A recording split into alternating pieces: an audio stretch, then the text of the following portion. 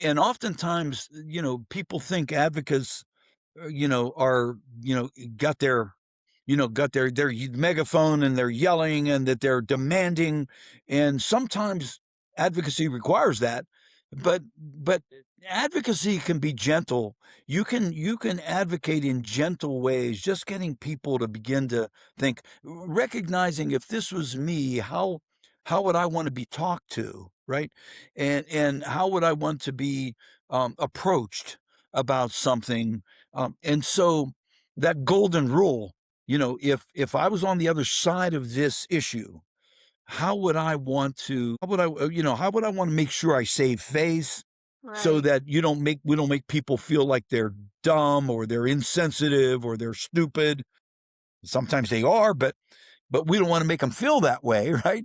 So in strategies, we begin to think about how do we communicate, articulate issues, how can we demonstrate ways that will get people to think differently, in terms of recognizing and welcoming Julia into into the space. Most of the time the persons that are obstructionists aren't mean spirited.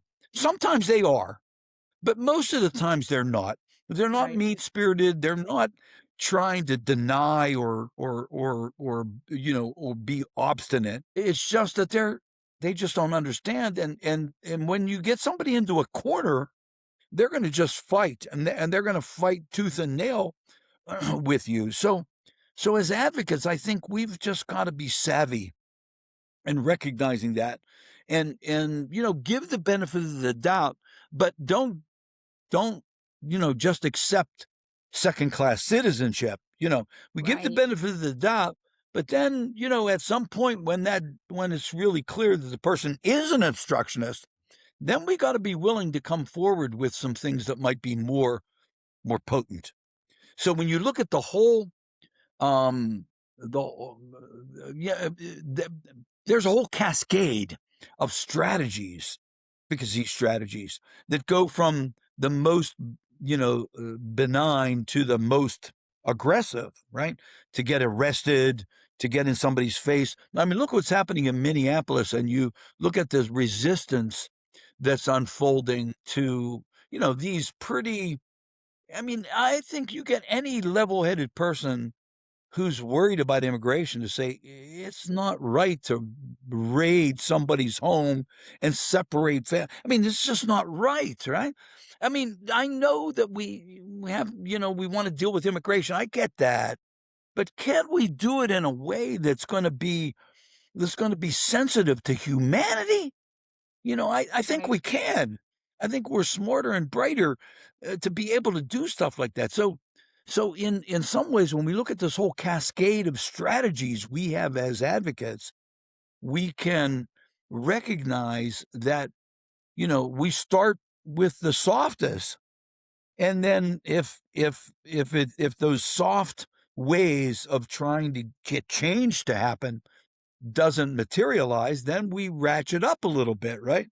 So it's a long haul. I wrote a book a couple of years ago. I don't know if you guys saw the book. It's called the Macro Change Handbook, and it's a book about advocacy, right? And it's about really using different advocacy tension at different parts of the challenge, and thinking about we don't want to embarrass people, but we might have to at the end of the day. So we go as softer at first and really try to ally with people. Right. But some folks that just get into a corner or get angry, or maybe just some people are mean spirited. That there are some of those people out there. I think they're minority, but sometimes they're the most vocal or the most um, angry, and we gotta, as advocates, we gotta deal with that, but we can't lose our temper initially. We gotta be temperate as we move forward.